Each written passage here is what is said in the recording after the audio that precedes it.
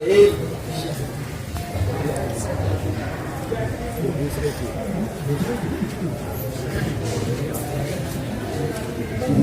से जल का शोधन कहाँ तक सत्य है या असत्य है? नारियल से यदि शोधा जा सकता है तो यांत्रिक और वैज्ञानिक तरीके से क्या हो सकता है?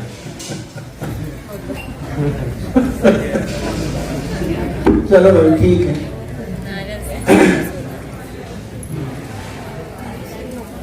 इसमें कुछ तो रहस्य है और रहस्य यह है, हमारे शरीर में कई प्रकार के तत्व हैं, जिसमें आयरन तत्व एक तत्व होता है।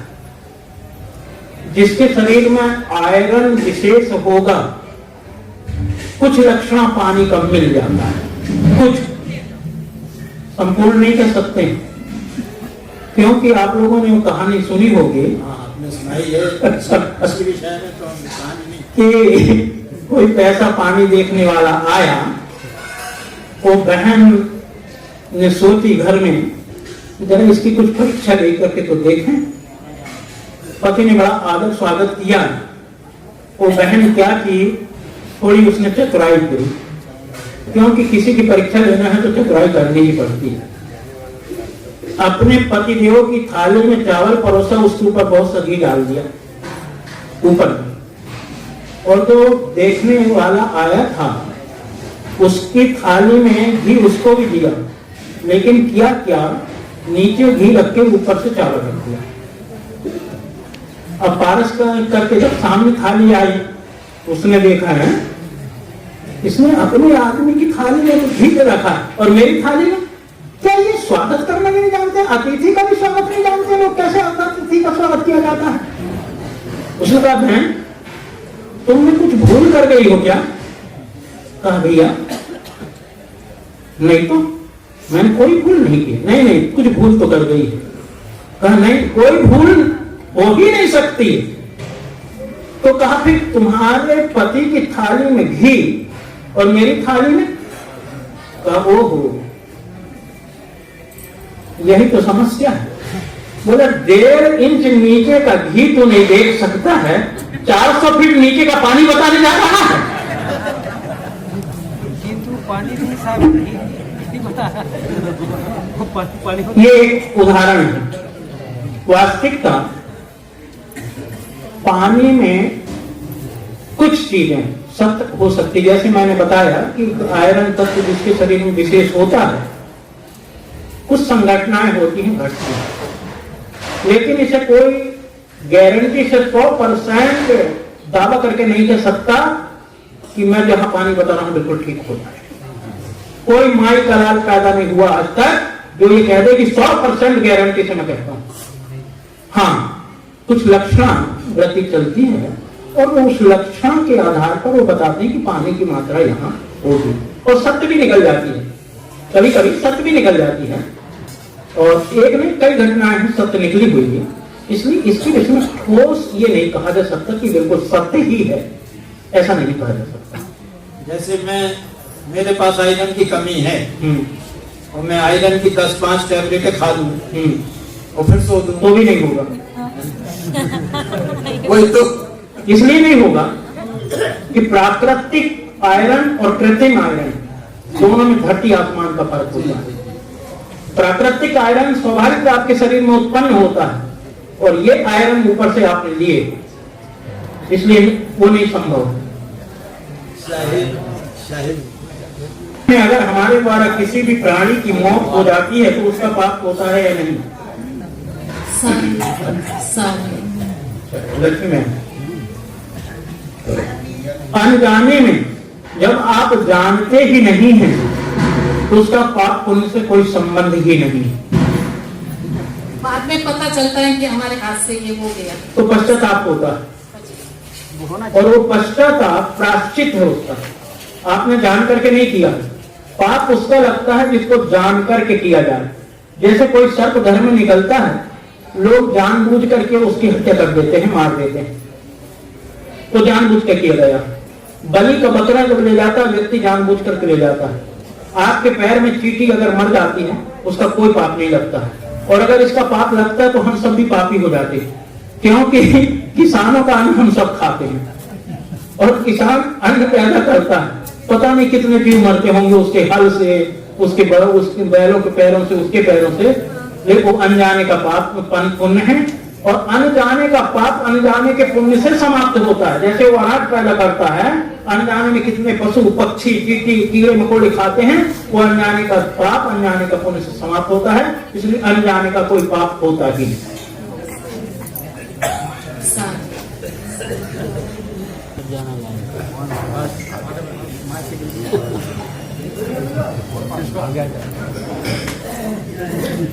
तो साहेब जी, किसान जानबूझ करके दवाई छिड़कता है सब्जियों पे, उसका लादने वाला कोई एक व्यक्ति नहीं है, मतलब क्या करें हम, तो खुद कौन जाएंगे जवान उठ जा। हाँ बोलो बोलो। असल में दवाई किसान छिड़काव करता है कीड़ों को मारने के लिए, तो फिर उसका लगता है वो अनजाने का नहीं, वो जानबूझ करके खरीदने जाता है ना। और हमारी भी क्या खेती है ना, संत गुर्जर कह देते हैं जो हो जाए सो हो जाए, और ना हो तो ना हो, और बढ़िया से बढ़िया एकदम अच्छी फसल होती है, पहले से होती चली आ रही है। हाँ। शरीर के अंदर जीव का निवास किस स्थान, शरीर के अंदर संत गुरुजनों के द्वारा हमको ज्ञात हुआ है और दृढ़ विश्वास भी है कि शरीर के अंदर जीव जैसे रेलगाड़ी ड्राइवर चलाता है तो कहाँ रहता है, सामने रहता है ना, वो उसका हृदय है। इसी तरह गाड़ी चलाता है तो कहाँ रहता है, स्टेशन पर नहीं रहता है। इसी प्रकार के हृदय में वास करता है।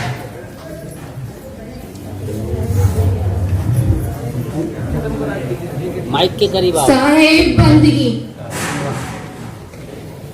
साहेब मैंने सुना है कि कबीर साहेब साकार रूपी में तो वे देखने में हमारे जैसे थे, लेकिन मैंने सुना है कि वो तत्वों से उत्पत्ति थी उनकी या नहीं, लेकिन जैसे कि हम इंसान को पकड़ने में आता है, वो पकड़ने में नहीं आते थे, तो क्या वो इंसान जैसा उनकी प्रकृति से उत्पत्ति थी, यदि ऐसे कोई माया, कोई शक्ति, जैसे कोई माया शक्ति, जैसे कोई प्रकृति, क्या उनसे उनकी उत्पत्ति थी या नहीं?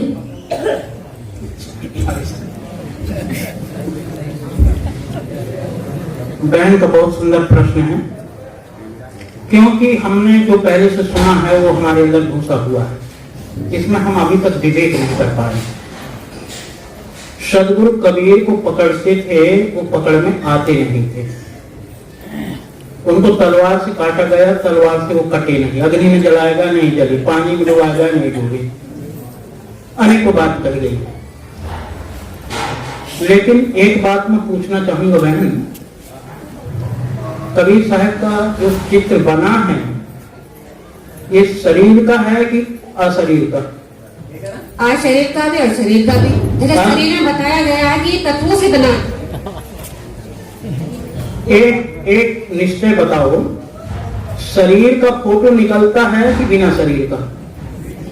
जैसे बिना शरीर का, बिना शरीर का, जैसे जिसे बोला गया है, जैसे साकार रूपी में वो थे, लेकिन वो ना ही किसी शक्ति से बने थे, ना ही किसी प्रकृति से, ना ही कोई माया से। शक्ति से तुम भी बनी हो बहन, और शक्ति से मैं भी बना हूं। वो जो साकार रूपी है वो तो बना है। साकार रूपी है या निराकार रूपी? निराकार तो कोई वस्तु होता ही नहीं है, लेकिन साकार है। और अगर सदगुरु कबीर साहब की फोटो ये शारीरिक है तो फोटो कैसे लिया गया जब वो पकड़ में नहीं आते थे? तो सुनने में तो ये आया है कि कबीर साहिब ने जन्म लिया था। सुनने में आया नहीं, आप भी विवेकवान हो, पढ़ी लिखी हो, हाँ आप जी। ये बताओ कि बिना जन्म के आप आई हैं क्या? अभी बताया गया था कि हाँ फूल से उनकी उत्पत्ति हुई थी, तो क्या इंसान फूल से उत्पत्ति हो सकती है क्या? मैंने अभी दोनों बात का निर्णय दिया है। बाहर से व्यवहारिक रीति में अगर कहो तो बिल्कुल मिथ्या है। पारमार्थिक रीति से अगर आप ले उसका अर्थ जैसे कबीर साहब ने कहा, अष्टकमल को भूमि आया, माता के गर्भ कमल को अष्टकमल कहा गया है। और हम सभी माँ के अष्टकमल से ही पैदा हुए हैं। इसलिए जो व्यक्ति पैदा लेगा उसका शरीर होगा, और जिसका शरीर होगा उसी की फोटो बनेगी। जो अशरीरी होगा उसकी फोटो नहीं बन सकती है। इसलिए कबीर साहिब जी सशरीर थे, और जो ये वाणी कही गई है उनके विषय में, तो उनकी महत्वता बढ़ाने के लिए केवल काल्पनिक वाणी जोड़ दी गई है। इसलिए इसमें विवेक करने की बहुत बड़ी आवश्यकता है, क्योंकि कबीर साहब ने स्वयं कहा है, बिना विवेक भटकत फिरे पकड़ शब्द की, बिना विवेक के शब्द की छाई पकड़ करके आदमी भटक रहा है। इसलिए हमें विवेक की आवश्यकता है। जितनी जो 52 कसनी लिखी गई है कबीर साहब की, अति संयुक्ति में लिखी गई है। कुछ घटना घटी होंगी, नहीं कहा जा सकता है। जब हमारे साधारण व्यक्तियों के साथ में घटती है, एक महापुरुष के साथ में अवश्य घटी होंगी, लेकिन उसमें इतनी अति संयुक्ति जोड़ दी गई है जिसकी सीमा नहीं। मैं एक बार की एक घटना सुनाना चाहूंगा। सन 79 की बात। सन 79 में मैं हरिद्वार गया था गीता पढ़ने के लिए। सहारनपुर में उदित नाम साहिब जी उस समय विराजमान थे। उदित नाम साहिब जी का चौका था वहां। उस चौका में मैं भी चला गया। उस समय श्री निर्णय साहिब जी, श्री भयहरण साहिब जी, अशोक साहिब जी, कई संत थे। निर्णय साहिब तो अभी हैं, पर और संत जिनका शरीर छूट चुका है। तो वहां पर ये उदित नाम साहिब जी ने चौका किए, और चौका में बहुत कुछ बातें कही उन्होंने। चौका के अंतिम में पर वो नारियल उठा करके उन्होंने बताया कि ये यम का सिर है, ये इसकी जटाएं हैं, ये मुंह है, ये आंख है, ये नाक है। मैं सिर मोड़ देता हूँ यम का मंत्र के द्वारा, उसके बाद में ये नहीं पकड़ेगा। जैसा उनका प्रभुत्व था वैसा बताए, सुनते रहा मैं भी। दूसरा प्रश्न, पहला प्रश्न का जब समाधान हो जाएगा बहन, तब दूसरा प्रश्न। उसके बाद में उन्होंने कहा कि कबीर साहिब और पारखी बनते हैं बहुत बड़े। कबीर साहब को तो अग्नि में जलाया गया था, इनको भी अग्नि में जलाया जाए। कबीर साहब नहीं जले थे, ये भी ना जले। मैं सुनते रहा। अंतोगत्वा चौका हुआ, नारियल मोड़े गए। नारियल मोड़ने के बाद में प्रसाद वितरण हुआ। तो पहले प्रसाद संतों को दिया जाता है। सब संत प्रसाद उठ के लिए। मैं बैठा रहा। श्री साहिब जी ने कहा महात्मा जी चलो प्रसाद लो। क्यों नहीं प्रसाद उठ रहे हो?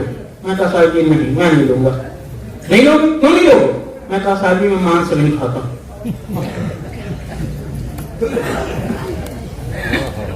बोले क्या ये मांस है? मैं कहा साहिब जी आपने अभी कहा कि ये यम का सिर है, ये आंख है, ये नाक है, ये कान है, जटा है। मैं मोड़ देता हूँ। फिर आपने नहीं पकड़ा। बकरा का यदि सिर काट दिया जाए तो शेष क्या होगा? मांस क्या कुछ और? वहां कुछ लोग विचारक भी थे, सब खड़े होकर कहने लगे साहब जी हम बिल्कुल ठीक कह रहे हैं, हम भी नहीं लेंगे प्रसाद। अंतोगत्वा उदित नाम साहिब जी को ये कहना हुआ कि भैया ये समझाने के लिए कहा हूँ, ये तो प्रसाद है, नारियल है, ये कोई मांस नहीं है। मैं पुनः साहिब जी से रिपीट किया कि साहिब जी आज से आप आज्ञा दे दीजिए ये सब भक्तों को कि जैसे केला, सेब, संतरा, मौसम्बी सब लोग खाते हैं, ऐसे ही नारियल भी सब लोग अपने हाथ से मोड़ के खा लेंगे। मोड़ना मतलब तोड़ चढ़ा हुआ नारियल को जो तोड़ते उसको कहते हैं नारियल मोड़ना। वो उनकी भाषा। उन्होंने कहा कि नहीं ये नहीं हो सकता। हम कहा क्यों? अगर फल है तो ये लागू कीजिए, और नहीं तो यम का सिर है कि मांस है। फिर उन्होंने दूसरा प्रश्न ये किए, उन्होंने कहा साहब जी ठीक है, आप हम तो कबीर साहब को उतना नहीं मानते हैं, लेकिन आप तो कबीर साहब के मूल वो हैं और हम छोटे मोटे संत हैं, आप तो उसके इस गलती के जवाबदार हैं, आप बड़े पुरुष हैं, श्रेष्ठ हैं। आग में तो क्या रखें, लेकिन थोड़ी सी आग आपके हाथ में रख करके देखा जाए, क्योंकि आप बड़े हैं, पहले तो बड़ों की परीक्षा होगी ना, हम जैसे छोटों की बात में होगी, तो बड़ों की परीक्षा पहले हो तो पता लग जाएगा। कहने का तात्पर्य है पंच भौतिक शरीर कबीर साहब का भी था, हमारा आपका सबका पंच भौतिक शरीर है। और जो ये लोग कहते हैं पानी से पैदा नहीं, सांसा नहीं शरीर, अन्न आहार करता नहीं, ताकर नाम कबीर, गगन मंडल से उतरा सतगुरु सत्य कबीर, जलद माहे पौधन के 2 दिनों का पी, इसका अर्थ आध्यात्मिक अर्थ को जो भौतिक में लगा देते हैं, इसलिए इसका अर्थ का अनर्थ कर देते हैं। पानी से पैदा नहीं, पानी कहिए माता का रजवीर, इससे चेतन जीव की उत्पत्ति नहीं हो सकती, इससे शरीर उत्पन्न हो सकता है, चेतन जीव नहीं। और वहां चेतन जीव के विषय में कहा पानी से पैदा नहीं, श्वासा नहीं शरीर, श्वास और शरीर ये भी हमारे शरीर का है, 5 तत्वों का। अन्न आहार करते हैं, ये 5 तत्वों के लिए करते हैं। और इसी को बीजक में सदगुरु श्री काशी देव ने कहा है, बीजक का यह कहना है, काया वीर से कबीर कहावे, बीजक का यह है कहना ही, पद में सदगुरु श्री काशी देव ने इस पद में लिखे हैं। इसलिए हमें अविधा शक्ति, मैंने कई बार निवेदन किया हूं, 3 शक्तियां होती अर्थ करने की, अविधा शक्ति, लक्षणा शक्ति और व्यंजना शक्ति। यदि ये 3 शक्ति को नहीं जानता व्यक्ति तो उसका अर्थ का अनर्थ हो जाता है। और इसी प्रकार मैंने कई बार घोषणा किया है, रामायण में 135 जगह पर अर्थ का अनर्थ किया गया इसी कारण से। तो इसलिए बहन इसका अर्थ का अनर्थ न करते हुए विवेक से काम लिया जाए। ठीक है, समझ में आ जाएगा? हाँ, अब बताइए दूसरा प्रश्न। दूसरा प्रश्न है कि सुना है कि पृथ्वी की रचना, मतलब इस सृष्टि की जो रचना है वो तीनों देवताओं ने की है, लेकिन वो मिथ्या है। इससे पहले जो रचना हुई है, जो निरंजन का वास दिया हुआ है, जिन्होंने बताया हुआ कि सृष्टि की रचना उस निरंजन ने की है, वो कौन है? और जिनकी इस सृष्टि की रचना हुई है वो दूसरी मतलब स्त्री कौन है? बिल्कुल ठीक बहन, जिस आंख से आप अपने पुत्र को देखती हैं, दूसरे के पुत्र को भी उसी आंख से देखना चाहिए। दूसरे के पुत्र के लिए वो आंख टेढ़ी नहीं करनी चाहिए। हमारा पुत्र अगर जरा सा तिरछा देख रहा है, दूसरे का पुत्र जरा सा तिरछा देख रहा है तो कान, और हमारे पुत्र की पूरी आंख बैठी है तो वो भी ठीक। ये पक्षपात गलत। जैसे तीनों देवताओं का आपने कहा कि वो गलत है, इसी प्रकार निरंजन का भी गलत है। कोई उसमें दोष राय नहीं है, कोई निरंजन नहीं है, कोई कुछ नहीं है, ये केवल कल्पना की बातें हैं। कहां से लाया था आकाश, इसमें जब प्रथम किया वो आकाश करके खूब अच्छी सल्लाह मुझको ठीक और बतला दो। जिसने किया जगत उत्पन्न उसका सही पता लगा। किसने किया, किसने देखा? कबीर जब यह जगत नहीं था, रहा एक भगवान, जिन्हें देखा नरदय सो रहा कौन माता। इसलिए बहन, जो तीनों देवता की बात आप गलत कह रहे हैं, उसी प्रकार निरंजन की भी बात गलत है। आप अपने पक्ष में आकर के ये कह रही हो कि निरंजन से ये रचना हुई, बिल्कुल गलत। सुनने में तो आया कि योगिनी माया या निरंजन ने इनकी सृष्टि की रचना की। सुना है, विवेक किया क्या? विवेक किया क्या? सुना तो है, आपने सुना, मैंने भी सुना, लेकिन उसमें विवेक करने की भी जरूरत है ना? जब तक विवेक नहीं होगा मैम, सत्य तक कहा गया है, अंधश्रद्धा की दीवार में विवेक के झरोखे जब तक नहीं होंगे तब तक आत्म रूप सूर्य का प्रकाश तुम्हारी अंतःकरण रूपी कोठरी में नहीं पहुंच सकता।